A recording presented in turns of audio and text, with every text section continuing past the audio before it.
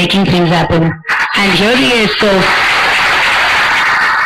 our esteemed chief guest. Come on, let us hear it louder.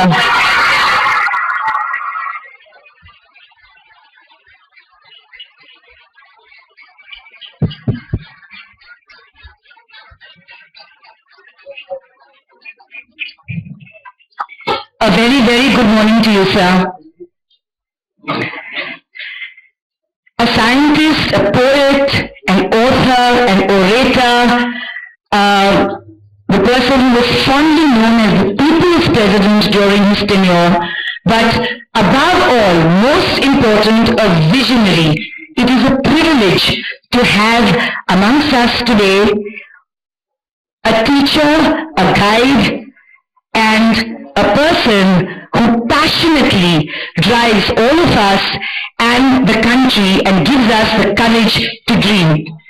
On behalf of India 75, CII, YI, and our YI Nets, the Indira Group of Institutes, I extend a very, very warm welcome to our chief guest this morning, Dr. A.P.J. Abdul Kalam.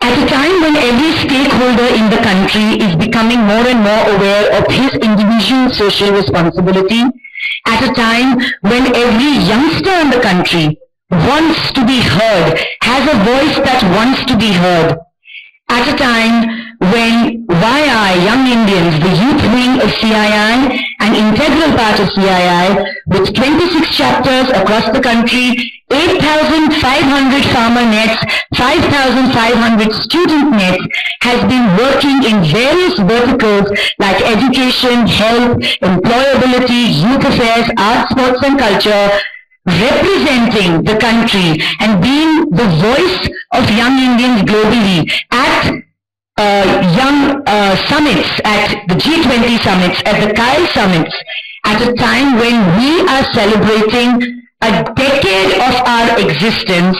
Who better than Dr. Kalam to guide us and teach us how to channelize our energies together in a positive direction. I would now like to call upon the CII Pune Zonal Council Chair, Mr. Raja Kochar, to please say a few words.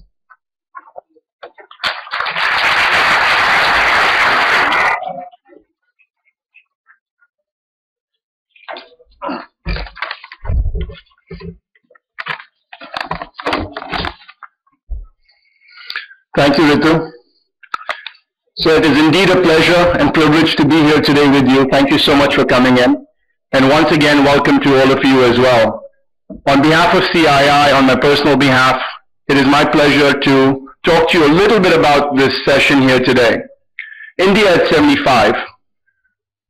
I happened to be in New York at the time when Rajan mentioned C.K. Prahlad started the India at 75 initiative.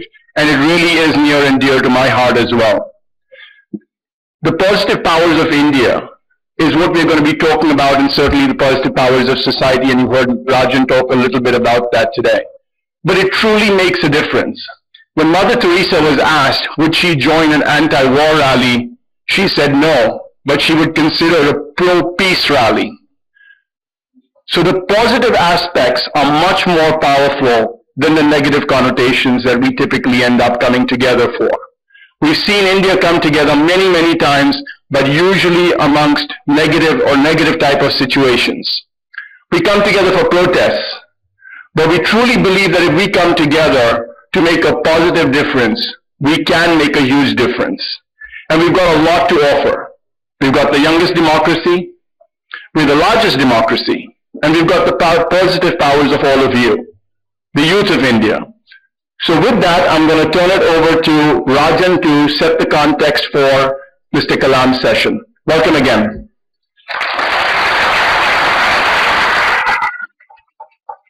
We have our own local visionary like Dr. Kalam, Whether you meet him socially or professionally, all he talks about is the country, and all he talks about is how we can all drive ourselves to build a better India by 2022. Ladies and gentlemen, I'd like to call upon Mr. Rajan Nanani, Chairman of India at 75, to please set the context for the morning. Thank you, A.P.J. Your words are too kind. But Dr. Kalam, thank you so much for being here today. I still remember when I came and met you to invite you, the only question he asked was, are the young of the country going to be there? And I said, you know what, we are at an institute. We are here at an institute which has led a lot of the youth efforts in the city, that has brought young people together, that too in a very short time. You know, the Indira and Chetan Vakalkar and they who have led this are actually representative of the change that young people can make in this nation. Thank you so much, Dr. Kalam, for being here and agreeing to be here with us. The other point that I had mentioned to you when we did meet was really how do we leverage society which keeps coming together so strongly, you know, positively as we go ahead. And we had discussed, you had led earlier with us, you know, campaigns on integrity, India for integrity, India for honesty, and we keep saying that instead of having slogans like India against corruption or India against something, how do we really make a noise about talking of things that are positive, things that can change and that can actually translate in larger change on the ground? You know, often we compare India with China and we say that, you know, China has been able to make so much change, let's take some of our bureaucrats and send them there. You know, China has a very strong state, it has a weak society. What we have at our strength is really a very strong society, and I think each person in society today realizes that, you know, their role goes beyond just electing a government. Society needs to play a much larger role in a country like India compared to several other countries, and we live in a country that gives us that opportunity to be able to make that positive change. We are very fortunate for the democracy, for the rights that we have that enables us to participate in that change. And, you know, we had initiated this concept of an individual social responsibility, which again Dr. Kalam had endorsed a few years back, which really talks about how can we as individuals participate in changing India. Not only by giving our time and skills and money, but also by seeing methods by way of which we consume. And we need to consume in partnership with nature. We need to see how we can consume water, energy, etc. far more effectively compared to how the other nations that have developed over the years have consumed and abused nature to be able to see, you know, growth and development. And it was in that context that Dr. Kalam had at that point endorsed this vision and said, I think there is a great merit in getting individuals to be recognized, those who have, you know, high scores of individual social responsibility. And I would like to, you know, inform you, Dr. Kalam, that we are on that process, in that journey of seeing how people who are socially responsible can not only be recognized, we are working with government, exactly the way CSR 20 years ago was just a concept practiced by, you know, 2 or 3 companies in India. We heard Tata is doing it, we heard Godrej, or we heard a few companies doing it. Today, no annual report of a company is complete without pages of CSR. Similarly, we believe the individual will only be recognized in society, will be given prominence, given tax breaks, given whatever it takes based on how they participate in building the nation. And therefore, this theme today, which is about how do we positively leverage society, you know, to create the India which you have envisioned. You know, you have envisioned an India which will have economic strength, technological vitality, moral leadership. It's exactly the same India that each of us, whether it's India at 75, whether it's young Indians, are all dreaming collaboratively of. For the first time, we find different stakeholders in our country actually coming together to say, yes, we want a developed India. You know, we did an aspiration study of young in India, and we found that the aspiration for a better livelihood for themselves and the next generation stood out as the one common thread that united Indians today, like the need for freedom did in the 30s and 40s. And we say, how do they achieve this livelihood is really the question. What are the means that we will use are really the things that will ensure that we as a nation, you know, actually move from a developing nation to a developed nation. Never in the history of mankind has a nation of over 1 billion people moved from being a developing nation to a developed nation. This is an opportunity that all of us who live in this era have to actually see how we can transform this country through our participation in bringing about that change. And it is in this context that, I would like to now invite Dr. Abdul Kalam to kindly share with us his thoughts on how can we positively participate in it.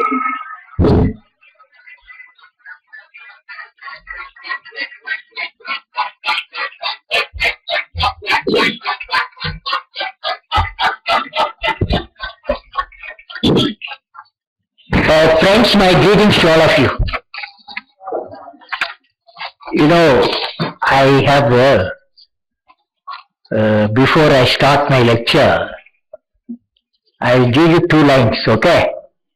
And you respond to the 2 lines, okay? First one, what you can give me, okay? Keep in mind what you can give me. The next line, what can I give you? What can I? Which is better? All the trouble starts from the first one, isn't it? What can I take? What can I take? So, the what can I give is indeed, if we start thinking, all of us, what can I give, what can I give, what can I give? You will have a beautiful India, you have a beautiful world also. Now, I want, instead of, I'm going to talk to you anyway, the topic I'm going to talk to you, enlightened youth is an asset of our nation. That's the topic I'm going to talk to you. Before that, I want 2 students, I'll give you, each one of you, 2 minutes, okay, 2 minutes. You should come to the dais and you must say what I can give. Topic is, what's the topic? Only students have to come, okay? Who is the volunteers? Who are the volunteers? 1. The last one. Yes, come, rush. You can come? Difficult to come? Difficult to come? One guy, that guy is coming. One more girl should come. Yes?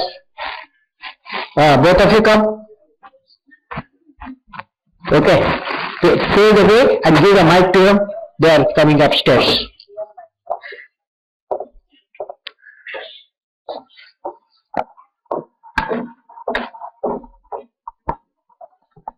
Only 2 boys landed, eh?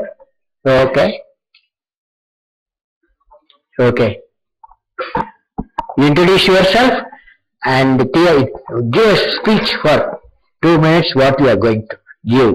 What I can give. That's the topic I have given to you. What can I give? Good afternoon, students. Good afternoon.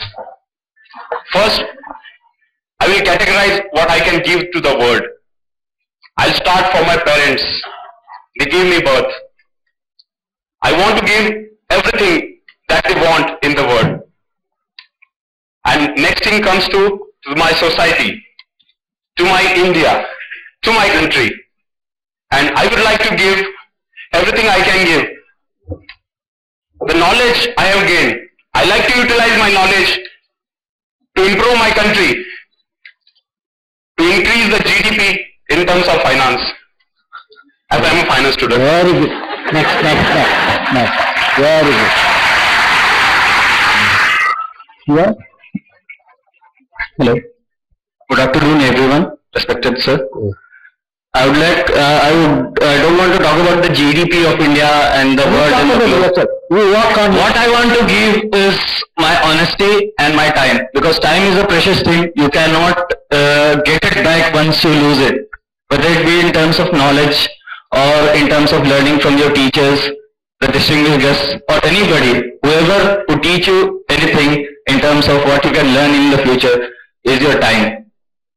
So that's all. So we want to give you a time. Very good. Sure. Yes. Good afternoon, everyone. Good afternoon, sir. What I can give is my consistency, my hard work. and the future generation the knowledge to learn from me, so that they can carry forward the generation and do something to give a better developed nation. Okay, knowledge and time. Knowledge, one will give knowledge, another will give time, another will see to that our economic progress. Thank you. Thanks.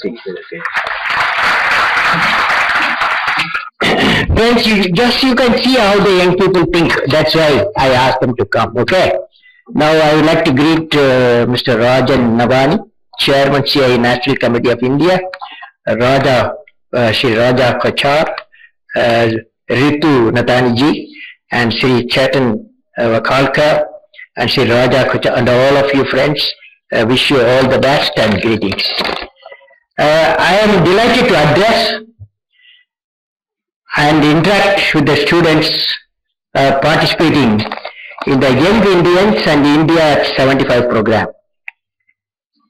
My greetings to all organizers, participating youth, Young Indians, special invitees and distinct guests.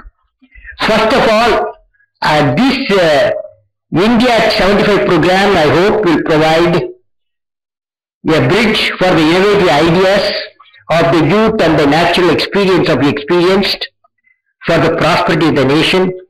I realize how the contribution of the youth in the past have continuously contributed to the world of today in many fields. I would like to assert, no youth today need to fear about the future. How? The united mind of the youth is the most powerful resource on the earth, above the earth, under the earth. If you have an aim in life and continuously acquire the knowledge and work hard with confidence to win and have the confidence defeat the problems and succeed with righteous heart, you will definitely succeed in all your missions. It does not matter who you are. Today I would like to share a few thoughts on enlightened youth is an asset of our nation. Enlightened youth, asset of the nation. Now, friends, when I see you in the first month of, when I see all of you in this auditorium, thousands representing the different parts of this Pune, who aspire to be remembered for a unique achievement. I have a message for you. To be remembered for, you have to be unique. You have to be unique. Now, I have taken certain people of unique people. So you have to be with me, okay? You will interact with me? Yeah. Now you see this light and bulb. Whom do you remember? Immediately remember Thomas Alva Edison, because he did a unique contribution toward the invention of electric bulb and this electrical lighting system. Whenever here in Pune, number of aircraft flying all around, but you remember two guys, right? When the telephone bell rings, Alexander Graham Bell remembers. Now there was one great scientist, Indian scientist, who was traveling from London to Calcutta in 1930s. When he reached Calcutta, it was the evening hours, sun was shining, and the horizon, sea horizon was blue, sky was blue, and sea was blue. He asked a question, why? Why sky is blue, sea is blue? He has to work very hard for 7 years. And he became a Nobel Prize winner. Can you think of the person? Sir C. Raman discovered backscattering of the light. Because of that phenomena has taken place. So there is one great mathematician in intermediate 10 plus 2, in those days no 10 plus 2 intermediate, he wrote all the exam, he failed every exam except mathematics. he could not progress further. But there was one fellow from UK, Professor Hardy. He saw his papers, cherished him, made him great mathematicians, and in number theory, he even now is an authority. His problems are being solved by hundreds and hundreds. Can you think of a person? It was Ramanujan. The only lady who got 2 Nobel Prizes. One for radium discovery, another for characterizing the radio metals. So Madam Curie she got. So friends, you will find always we have a question now, all of us have got a question. How long sun will shine? If sun does not shine, earth will not be there. But one scientist, he discovered what's called Chandra limit. Using the Chandra limit, you can calculate how long sun will shine. I calculated, it says 10 billion years sun is going to shine. Of half over, another 5 billion are there, no problem.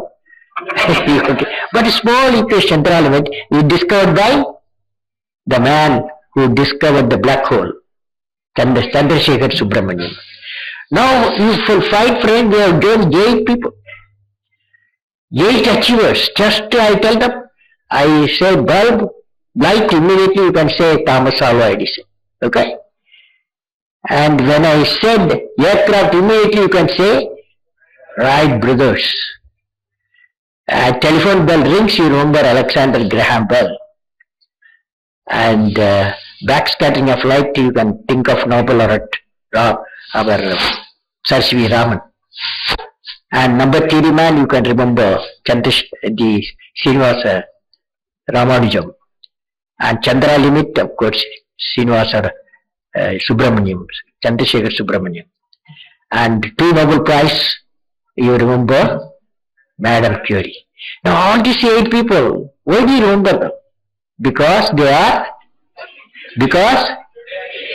are unique. The question is whether, can all of you can hear me? Yeah. Whether every one of you want to be unique. Friends, so far I have met 12 million youth in a decade's time in your age group and below.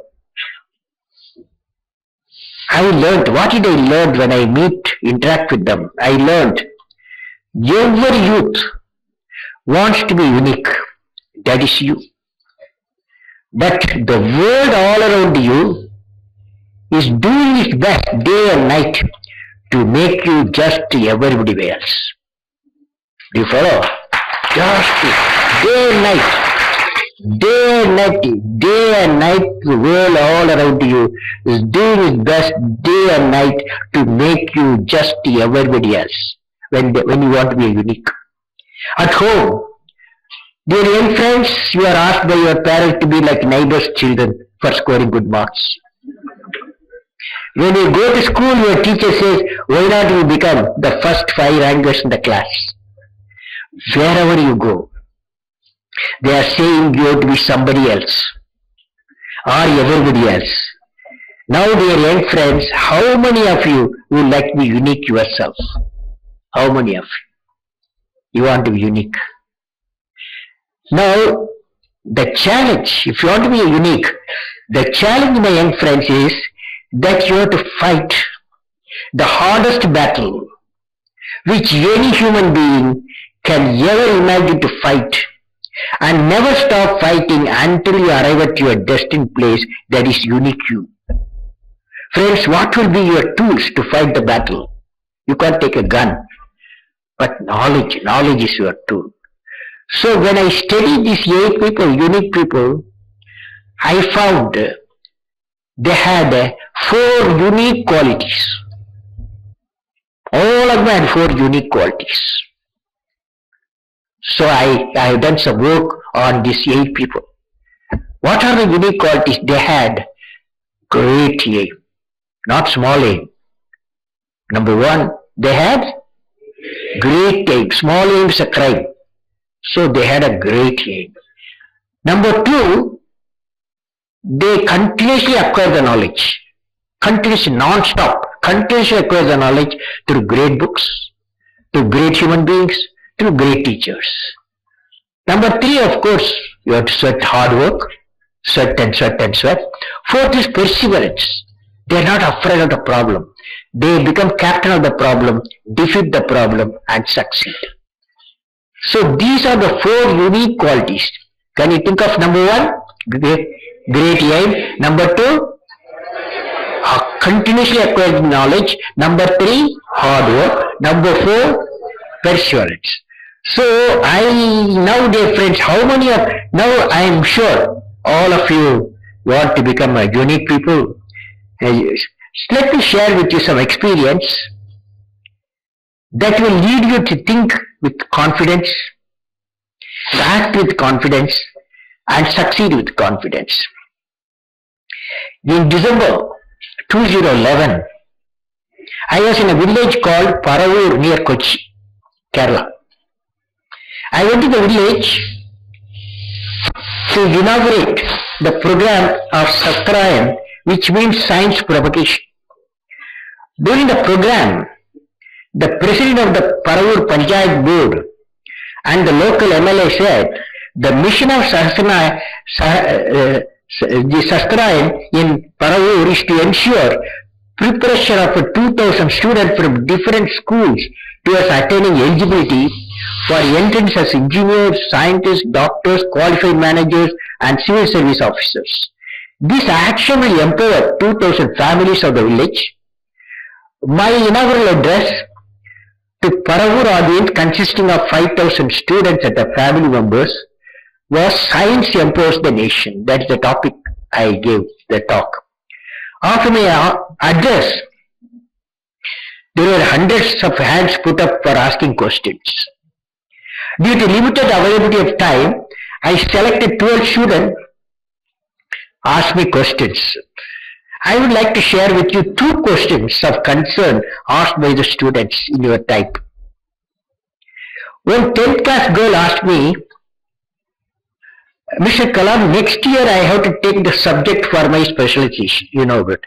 +1 you have to take a subject. I have to take the subject for my specialization. I love psychology. This girl wants psychology. My parents say no to the subject. My parents say no to the subject. They want me to take the subject that will enable me to enter into the professional course. What should I do? What should I do? She has asked me. Please give me ideas. I thought of it. I told the girl, you have a great tool to win your parent, that is love and affection. Similarly, your parents also love you. Hence, they earn and borrow for your education, and they would like to ensure that you are properly positioned in your professional life. But I respect your dream, and definitely I am confident you can pursue your parents. I said, any student likes whatever you want to do, you must take, then only you will shine. So I was for her, but her parents' intention is to see the girl to come up. So what we do? Now, this, what happened is, when the conversation going on, 2 people got up at that time. That is the students, girl students, father and mother. And they got up and they said, we are the father and mother of the girl, the student. We respect your view. That is, children who love the subject should be given the option to take. So we have decided my daughter will take psychology for her higher studies. So there was a big cheer there. All the people appreciated the parents that they have decided their girl will have the psychology what she loves. Now, next important question was from a 8th class boy called Vishnu, who had come from a faraway environment from the city. He was nervous and represented the youth in Indian village environment. The boy started with telling his name. My name is Vishu. I don't know what should I ask. I am nervous.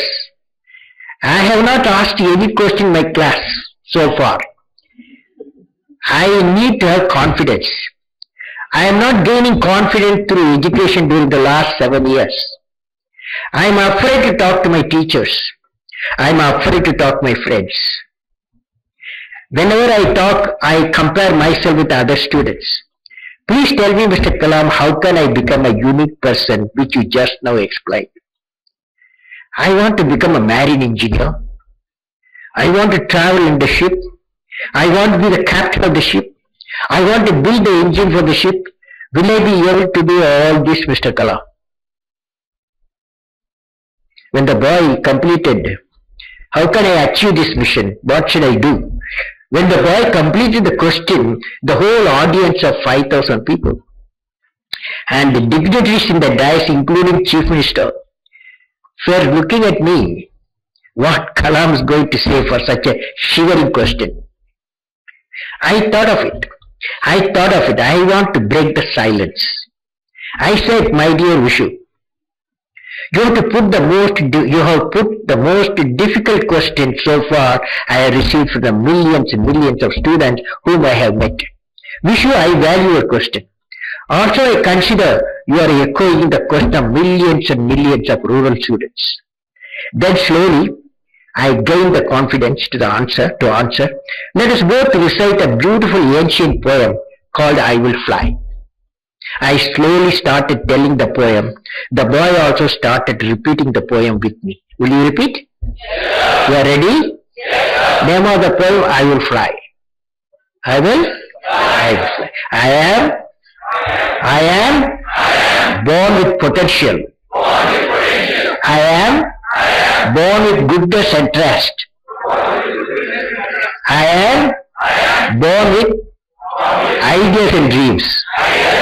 I am born with greatness. I am born with confidence. I am born with wings.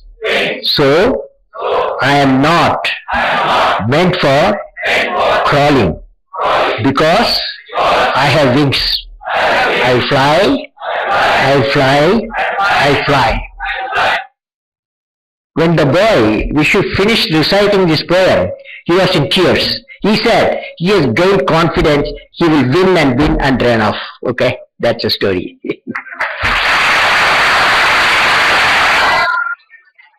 So friends, the question from these two students at Pavur revealed that students are stressed in the choice of their subjects after 10 plus and 10 plus 2, and the education is not giving the student the confidence that I can do it. Okay, I can do it. So I would suggest the educators and teachers participating in this program, wherever they are, to understand the problem of the rural youth and create an environment and teaching methodology which will make the youth feel confident to face the world and embark on difficult mission toward the national development. Let me share an incident which I experienced in this city many years ago. In Delhi it happened, friends, that in Hyderabad, it happened in Hyderabad. I can do it. When I was the President of India, I met a group of tribal students. I used to meet every day about 200 students, 4 to 5 every day I used to meet them.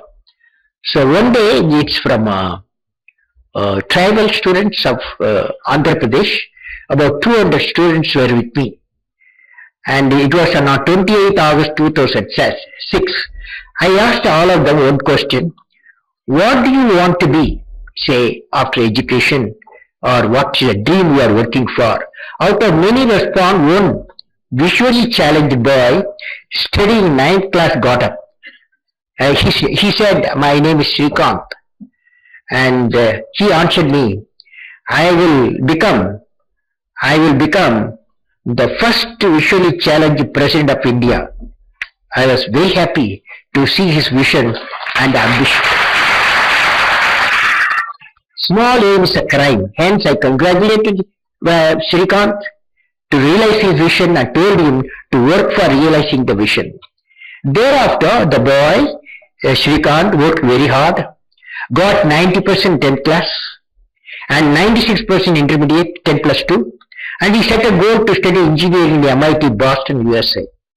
His relentless hard work not only secured seat but got full waiver for MIT Boston.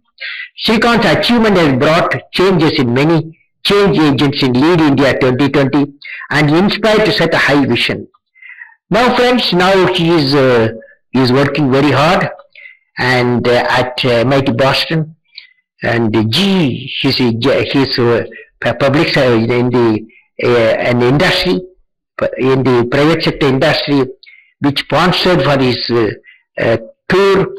They have written him a letter. As soon as you finish your Boston study, MIT study, you come to India, a job will be waiting for you. For that, Shrikant writes a letter. He says, Mr. CEO, definitely I will come and take up your offer, but if I don't become a President of India, first we surely challenge President of India.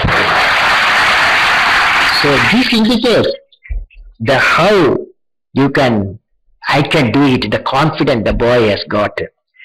Now, dear friends, when I can sing a song of India, I want to tell you something. In India Vision 2020 definitely inspires everyone, particularly youth of the nation. I am experiencing this whenever I interact with the youth. I recall a situation in 1990 when I was interacting with the youth in Ahmedabad. One girl asked me when I can sing a song of India. Suddenly after 45 minutes my talk, the student got up and said, when I can sing a song of India. I asked her to come to dais. She came to dais. Tell me, what does it mean, what the meaning of it? She says, I have a brother, elder brother. He is in Michigan University. And every Friday evening, he calls my father, mother and myself. Talks, America is beautiful. America road is beautiful. America riverway is beautiful. American technology beautiful. Everything beautiful for him. And every week my brother says, that's why I am asking you, Mr. Kalam, when I can sing a song of India. You follow? Then I told her, yes, you can sing a song of India. By the year 2020, there's a mission, India 2020 vision, how to become an economically developed nation. So friends, the meaning, since I am in the midst of young Indians, I would like to present my visualization, what type of India you would be after your educational career or college. When you come out of the college, what type of India you are going to see. I am doing a visualization, another 7 years time, how India can transform if you work very hard. 600 million youth work hard. Definitely another 7 years time, 2020, a distinct profile of India will look like this. Number one, a nation where the rural and urban divide is reduced to a thin line. A nation where there is equitable distribution and adequate access to the energy and quality water. A nation where agriculture, industry and service sector work together in symphony. A nation where education with value system is not denied to any meritorious candidate because of societal or economic discrimination. A nation which is the best destination for the most talented scholars, scientists and investors. A nation where the best of healthcare is available to all. A nation where the governance is responsive, transparent and corruption free. A nation where poverty has been totally eradicated, illiteracy removed, and crimes against women and children are absent, and none in the society feels alienated. A nation that prosperous, healthy, secure, devoid of terrorism, peaceful, happy, and continues with a sustainable growth path. A nation that is one of the best places to live in and is proud of its leadership. Now, to achieve all the 10 points, 10 pillars of development, the distinct profile of India, we have the mission of transforming India into an economically developed nation. We identify 5 areas where India has a core competence for integrated action: agriculture, agro-food processing, education and healthcare, women education particularly, information communication technology to connect 600,000 villages where 700 million people live, and infrastructure, reliable quality electric power, surface transport, and also self-reliance in critical technologies. These 5 areas are closely interrelated and progressing in a coordinated way, leading to food, economic, and national security. I would suggest each one of you select an important task pertaining to any of the 10 pillars which I have described based on your interest and core competence. This will make you a partner in the national development. In conclusion, friends, let us study the connectivity of the economic development, of the nation, connectivity of the economic development of the nation, and the leadership, creative leadership.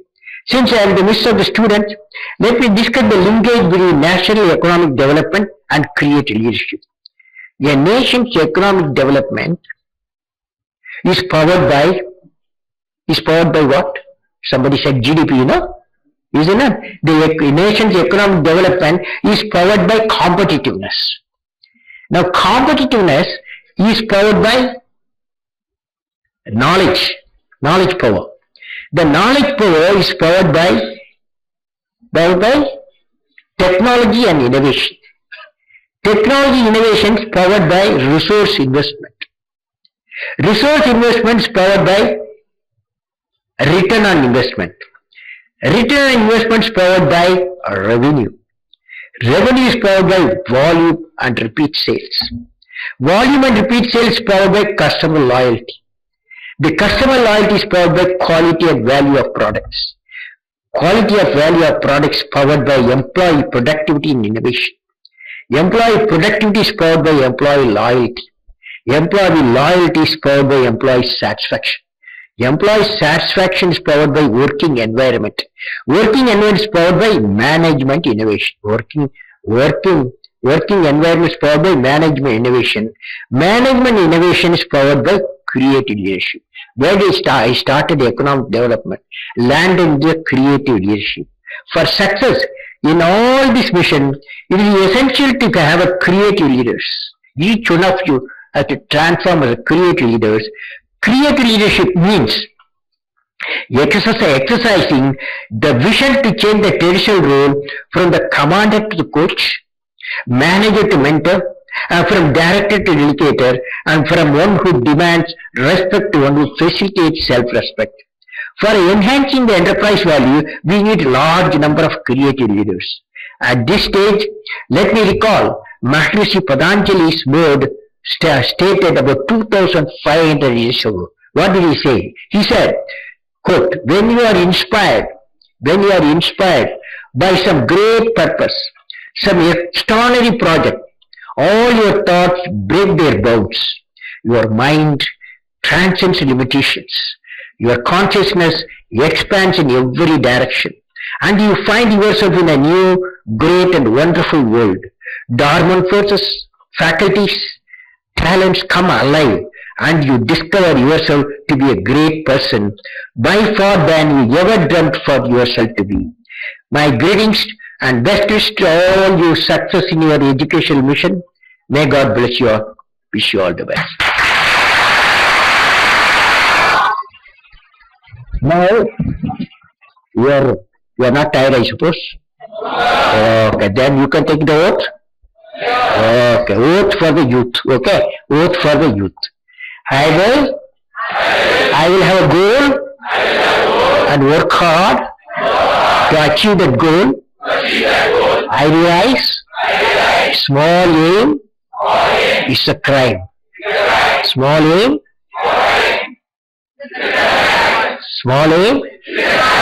I will work with integrity and succeed with integrity. Very tough, very tough. I will work with integrity and succeed with integrity. You guys, you take this vote, all of you, It's very important. 21st century success mantra depends on you have to work with integrity and succeed with integrity. Third one, I will be good member of my family, good member of the society, good member of the nation, and a good member of the world. Will you? Will you? I will always protect and enhance the dignity of every human life without any bias. I will always work for clean home, clean planet Earth, and clean energy. As a youth of my nation, I will work and work with courage to achieve success and in all my tasks and enjoy success of others. Enjoy. I am as young. I am as young as my faith, as old as my doubt. Hence, I will light up then the lamp of faith in my heart. My national flag flies in my heart, and I will bring glory to my nation. Thank you. You are all smart students. Now, friends, I can take five questions, okay, from student community, okay. Who will start? Dr. Kalam, Rajan here. You know, they've collected about 150 questions. No. Yeah, we'll ask them to ask 5 questions. I will ask you. Yeah. Let the independent question come. Okay, all right, okay. Anybody can ask questions, okay? I don't want selective questions, okay? Yes. I want to live in India. That is Yes, go ahead. Eh?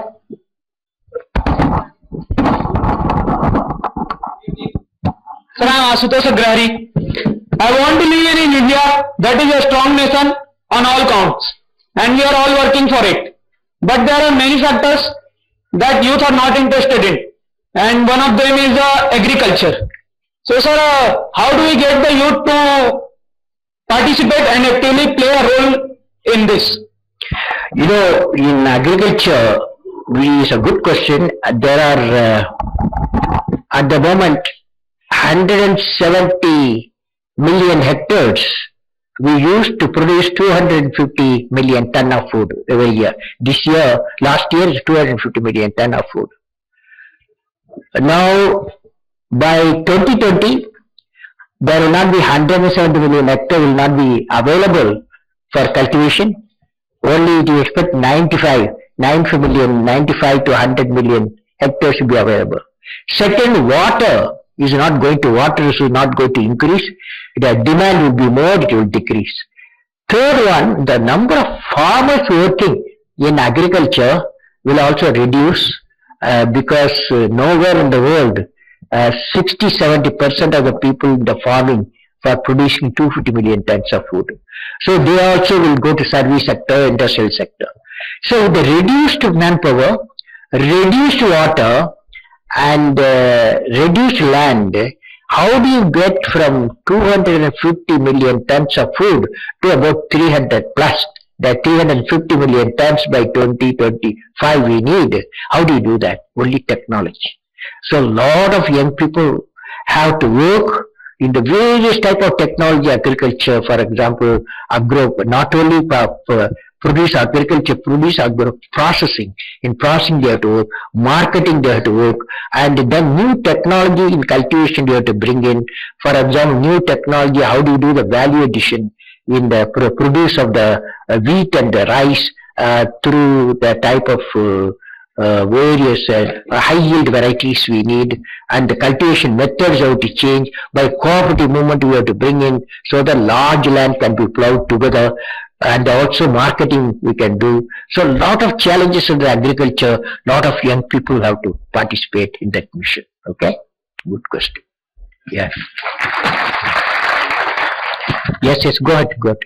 So my name is Lokesh and I'm from OfficialKalam of Management. Where are you? So you. Okay. My question is, where do you see India and China by 2022 or 2020, as both are considered as future superpower? Nuclear superpower. Well, I am not interested in superpower at all, okay? But I want to tell you, we are a billion people, okay? India has got a billion people. A billion people, the economically has to be developed. That means the poverty now about 300 million people, 1/3 of the people below poverty line, that should be lifted up. Okay, we have Vision India 2020. One of the very important force should be the power, electric power.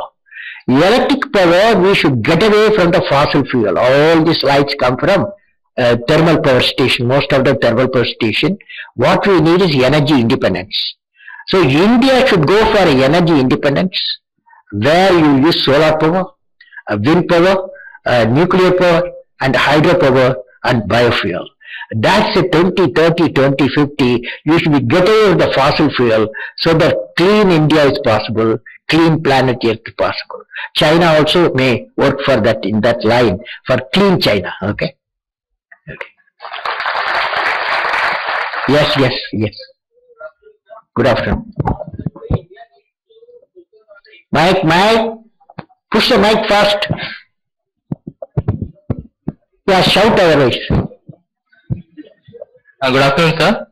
So today India needs to focus on the inclusive growth of the country, and we are seeing the growth in the pockets, and while the other parts of the country are not receiving those benefits. So how do you suggest to bridge this gap, and the role of students in bridging this gap?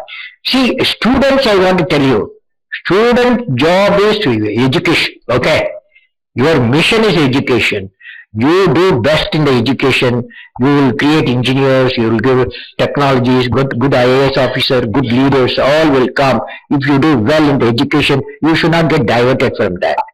But inclusive sustained development, how do you get the sustained development is a big question. For that only, India, now we have started a program what is called PURA. PURA means providing urban amenities in the rural area. We have got 600,000 villages in India, 700 million people live there. So this is divided into 7,000 clusters of PURA.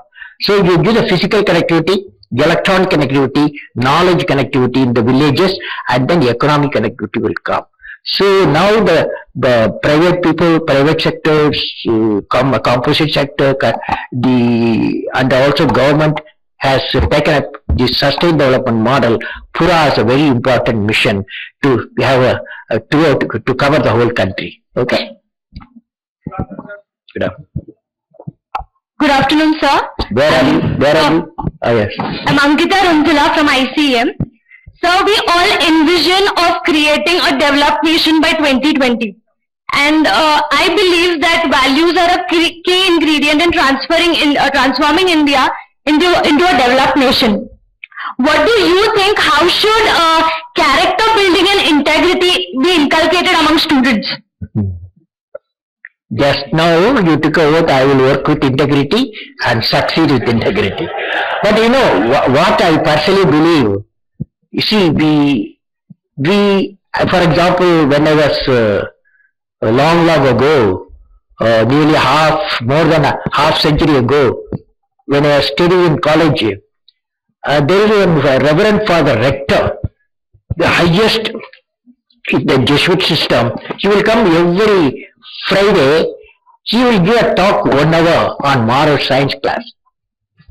This moral science class will talk about great human beings like Saint Augustus, and then Khalifa Umar, and Lord Buddha, Einstein, and Mahatma Gandhi. So their life, how the young people in their young age, what transformation took place, they become a great human beings. So I personally believe that it is essential that the students should learn at least 1 hour in the moral science class. And because it's very important, where there is a righteousness, there is a beauty in the character. Will you repeat with me, all of you? Where there is righteousness in the heart, there is beauty in the character.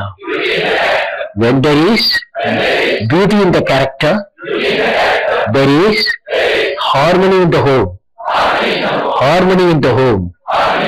When there is harmony in the home, there is order in the nation. When there is order in the nation, there is peace in the world. Can you see, if you have one quality, if you acquire the one quality before the age of 20, then beauty in the character possible, harmony in the home possible, order in the nation possible, and peace in the world is possible. What is that one quality? Righteous in the heart. Who will give righteous in the heart? Only three people can give. Father, mother, in a spiritual environment. Father, mother, everybody cannot give. Father, mother in a spiritual environment, plus primary school teacher, great primary school teacher. These are the three people can give you righteous in the heart. Wish you all the best. Okay? Good afternoon, sir. Good afternoon, sir. Amit here. Amit from Indian Institute of Management. Sir, I have a question. Corruption is deep rooted at every level in India. So, as an individual, what a youth can do, like we have example of Anna Hazare, he started very well, but now the support is not there as we are expected. So, as an individual, what we youth can do? If I tell you something you have to do, will you do? All of you will do? Yes, sir. You know, we are 200 million houses in India. India, how much? 200 million houses into 5 becomes billion, right? Approximately 200 million houses. In the house, who is there? Father, mother, 2 daughters, 1 son, or 2 sons, 1 daughter. Average, right? Now, hello, questioner, you have to hear me. Since you asked a question, you have to hear also, okay? Now, in the house, who are they? Father, mother, 2 sons, 1 daughter, 2 daughters, 1 son. Now, it is said, in 200 million houses, it is estimated 30% of the house are corrupt. That means 60 million houses are corrupt. Home, 60 million homes. Now, just now you said father, mother, 2 daughters, 1 son. Is it not? Imagine if there's a brave daughter, brave son. Tell his father, Father, if you want wrongly, give me a motorcycle or car, I will not drive. Or you will know, as a son or daughter, such a thing happening. How many of you will courage enough to stop the corruption from home? You start first there, then everything will be alright. Law is there anyway to catch them and all. But we have to start, every one of us, if it's a corrupt home, we have to start. Okay? The people who are clapping the hand, they are agreeing, they will do it also. Good afternoon, sir. Last question. Good afternoon, sir. Where are you? Last question. It's okay. How an IT professional can contribute to DRDO? Well, see, IT is just like every field IT will go, okay? Like material, every field will go, right? No? IT also, every field it will go. For example, you find ICT, information and communication technology. Communication technology, IT joined together. Then IT field biology becomes bioinformatics, it has become. There's a new science has come, what is called nanoscience, information science and bioscience. This becomes a nanorobots that is going to become. So it is everywhere, you will find it will get integrated with multiple branches. There is no unique IT or anything like that. It will get integrated with multiple branches of science and human needs. Okay, education, IT can be used. So everywhere you can. Okay, friends, wish you all the best. But if you have any question, which you want to ask me, my mail APJ@APJ@AbdulKalam.com. APJ@AbdulKalam.com. You send the mail, ask for send a question, 24 hours you get the reply, APJ@Abdul.com. And also if you want autograph also, you send a mail, autograph, photograph you will get. Thank you.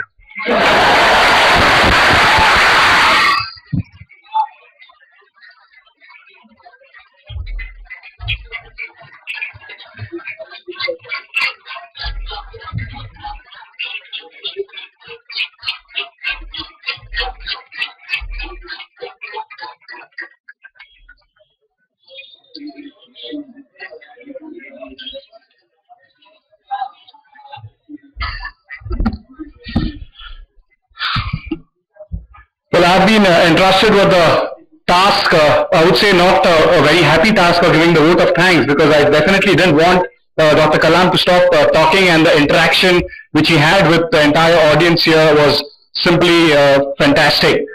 This auditorium, the Dhruv Auditorium, Indira is around 19 years old. We came up with this auditorium nearly 4-5 years back.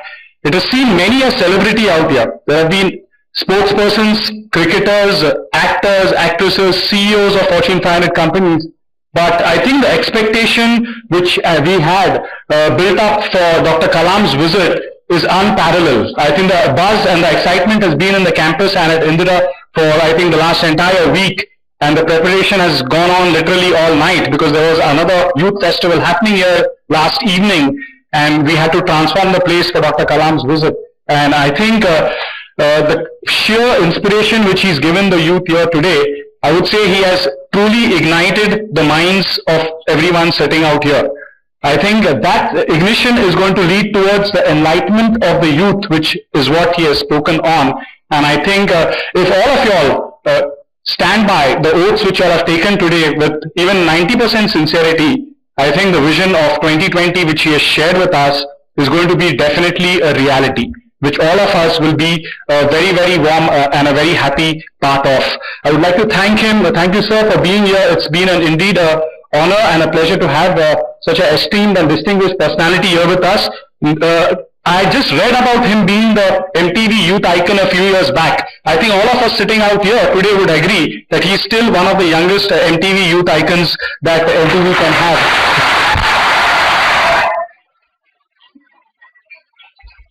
Thank you once again for being here, sir. I would like to also take this opportunity to thank one of my mentors and guru, Rajan Navani, who's been very much a part of my family for years to come, and today he's for the last many years, I would say a decade, since he took up the Young Indians cause at the national level to promote and create this organization.